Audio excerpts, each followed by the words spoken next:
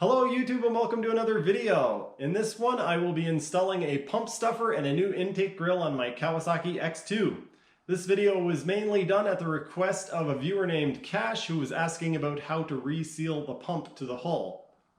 I do realize that you don't have to remove your drive shaft or your engine to remove the pump or to install this stuffer. The company actually sells a split one that you can pop over the drive shaft and glue in place. But I needed to remove my engine for other things, so that's how I went about doing this. With all that being said, let's get into it. I'm going to have to do some fiberglass work this winter. I knew that anyway because the previous owners had done some shady repairs here. But the Bondo isn't holding up very well to the riding that I've been doing. You can see here all the Bondo is peeled out. It's peeling away. So I'm gonna have to do some filling on there. I had planned on doing that anyway. The plan is still to paint the outside of it this winter. Fairly soon it's gonna be too cold to ride. The lake's gonna be frozen over. And so I will be hauling this all apart again and refinishing the exterior of it. One of my viewers asked me to show how to silicone the pump in or seal the pump in, and even though that doesn't need to be done on mine, for you I'm going to do it. I actually hit a rock or something here early in the spring and broke this. One of my first rides I hit this and broke it. I don't know if it's the factory one, but it's just plastic. So yeah, that's not good. One thing about having a jet ski that's very nice or in very good condition is I would be terrified to ride it most of the places that I ride. I have a nasty habit of only thinking about the consequences of riding up onto shore after I do it and realize that I've probably, well, done stuff like this and taken chunks out of the bottom of my boat. It doesn't look like I've done any major damage to my impeller. The other day when I was out in the storm, I ended up pulling up onto shore. It didn't want to start up. Oh, I cracked my pump. So as I'm blabbering away talking about how I smashed my jet ski into things, I found this crack in my pump. It goes all the way inside here. It's not terribly critical. It's obviously not good. It's not ideal for sure, but it shouldn't hurt anything. So I'm going to continue riding like that, and then I'm going to have to get another pump housing or another pump. Way to go, Joel. Way to go, just smashing into rocks.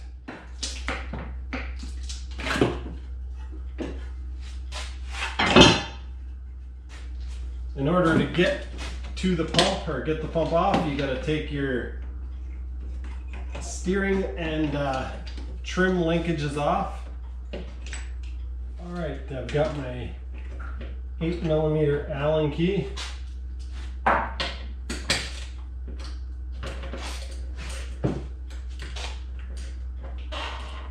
You take off the 4 bolts that hold the pump on.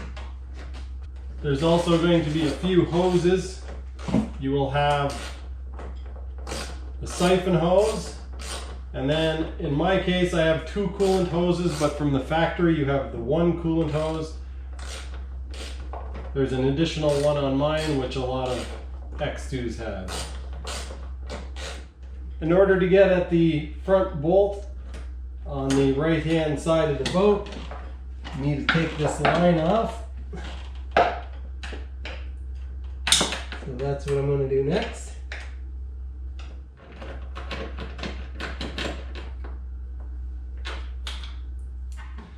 Now I'm removing the siphon hose. And the next step is usually the hardest part of this process, and that is breaking the pump away from the body with the silicone holding it in place. So I'm going to need to get a utility knife and cut around the silicone. All right, I've got a nice sharp utility knife, and I'm going to cut into the silicone in all the places where I can see it attached. The trickiest place to cut the silicone away is in through this area. So I'm hoping that mine just breaks free, but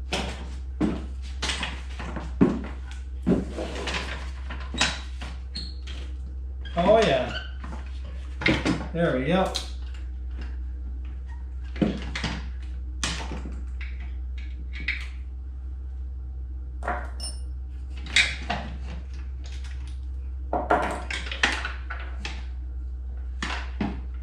My pump is removed, except that I need to still remove the one hose, and what I'm going to do, so that I don't get confused when I'm putting it back together, I'm going to take one hose off the pump and one hose off the body. So this one here I'm going to take off the pump,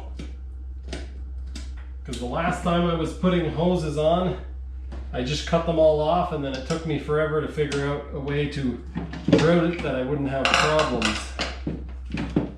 Alright, this next step is a pain in the butt, but it's crucial if you want a good seal, so you gotta do it. You gotta take a utility knife, wire brush, SOS pad, something, and you've gotta cut away as much of this old, loose, crappy silicone as you can. I'm not gonna film all of this because it's gonna be a pain and it's gonna take a while, so I'll come back when that is done. The next thing I need to do is clean up the pump. Once again, I'm not going to make you guys sit through that. I'm going to clean this up, and then I will come back when I'm done. Alright, I'm ready to put the pump back in, and even though I haven't done this many times, one thing that I've learned on the X2 is that you're best off to put an excessive amount of glue in there, smush the thing in place, and then wipe off the excess. It makes a much better seal around these odd shapes. The hull isn't formed very tight to the pump itself, so if you don't use a lot of glue, you're going to end up with air pockets or gaps. So this is going to be quite controversial. I am using kitchen, bath, and plumbing silicone. This particular one is 100% silicone, so it is the same as any other 100% silicone. There are silicones out there that are paintable or different silicones, and so you're best off buying something that's more suited to this purpose so that you don't get something incorrect. If you're worried about the durability of the glue, or you plan on leaving the pump in there for a long time, you could use a polyurethane glue to put it in, but good luck getting the pump out when you need to take it out next. Anyway, I'm going to start putting glue in. I'm going to put an excessive amount around there, and then I'm going to smush the pump in. Once I'm done with this, then we'll take care of the ride plate. I'm going to start at the middle and work my way out. Again, like I said, an excessive amount. I'm going to fill up this whole cavity.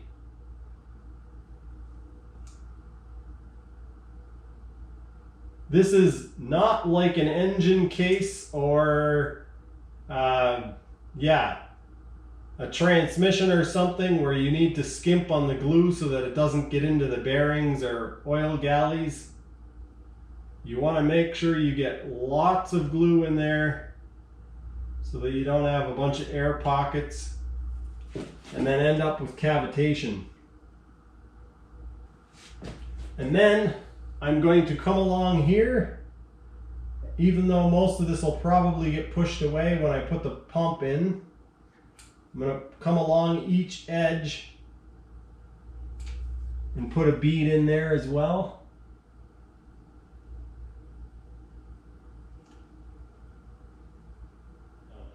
All right, now I'm going to try to get this in there without smushing the silicone around too bad. You want to try to push it in all in one motion.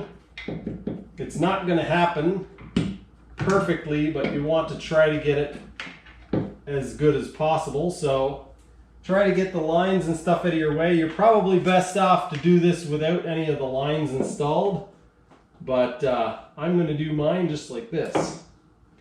All right, working it forward, trying to keep it centered, wiggling it around a little bit. I've got it all the way forward, and now I'm going to push it down and seat it in place. If you take a look at it, you can see there's a huge amount of silicone that's pushed out around there. That is perfectly fine. That means that we got a good seal. And as much as I put in around here, most of it got pushed in. So you can see there's actually still an air gap. I'm going to come back and put some more in there. This part isn't terribly critical. The most important part is along these edges. I'm now putting a couple of bolts into the pump. Just snug, hand tight. All right, now that I have all of them in hands tight, I'm going to go ahead and snug them up. Pull the pump into place. And then I'm going to come back and clean up that glue. I now have the pump tightened in place, and I'm going to come through with my finger and take the excess glue and swipe across. Once I get a big gob of it, this is still really fresh, so I'm going to take it and I'm going to smush it in here. If it starts to skim over, then you don't want to use it because you're just going to get yourself in trouble. But in my case, I got the pump on really quickly. It went well. And so I'm going to use that to smush it in there. I'm also going to put a little bit behind there and then move on before this stuff starts to skim over. You probably won't be able to see a lot of this, but I'm just using my finger to swipe that glue out of there. I'll do the same thing with this stuff because it's fresh. I'll jam it into this cavity. The main reason why I would recommend doing this, for two reasons. One, it will support the bottom part of the shoe. It's not really supported by anything other than the glue. And the other reason is this glue will actually join in with the other glue on the back side and give a stronger bond. I'm gonna come in here now, swipe across. I know you guys probably can't see too much of anything. I know this looks like a huge waste, and it kind of is, but if you don't do this, you may get cavitation and have to do it all over again, so that's an even bigger waste. So there's two reasons I'm doing this. One is to film resealing my pump, and the other one is to install this pump stuffer. So I'm going to go ahead and do that now. I'm going to whack a bunch of glue on this, jam it in place, and then push the drive shaft through. The instructions do say not to be afraid to put more than necessary.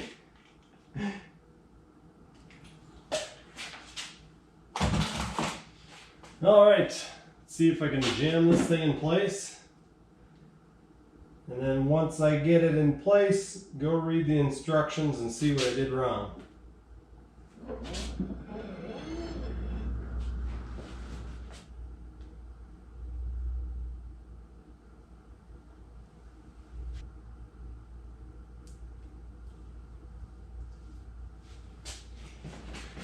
According to the instructions, it sounds like they're saying to only glue one side of it. They basically say, make sure it's not rubbing, clean up the glue, and wait for it to cure. All right. The next step I'm going to do is install the intake grate, and then I'm going to install the... And if you think that's hard, you should try installing a battery in a GoPro Hero 7 with silicone on your hands. Alright, here is my new PJS intake grate. It's actually looking like this is probably going to give me a fair amount of support because of the way it attaches.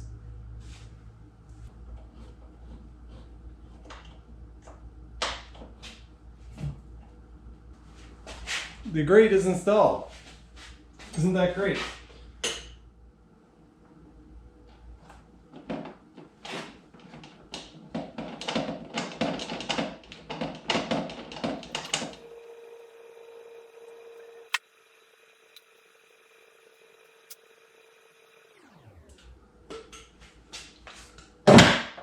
Right play time.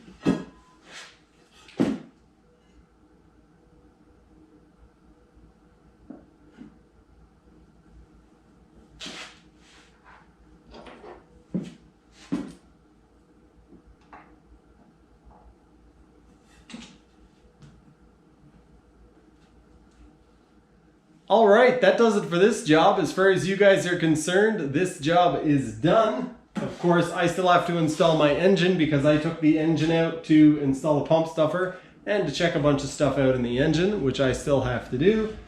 But the pump sealing is now completed.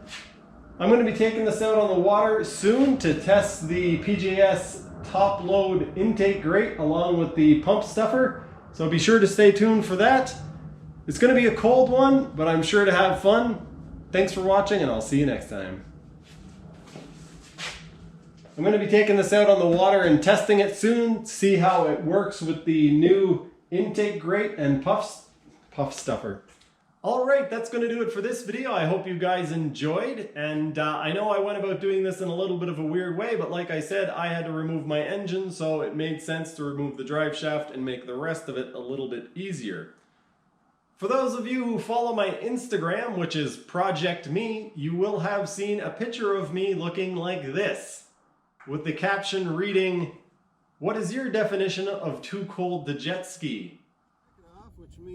Footage from that day is what's coming up next, so stay tuned because you're definitely not going to want to miss that. Thanks for watching, and I'll see you next time.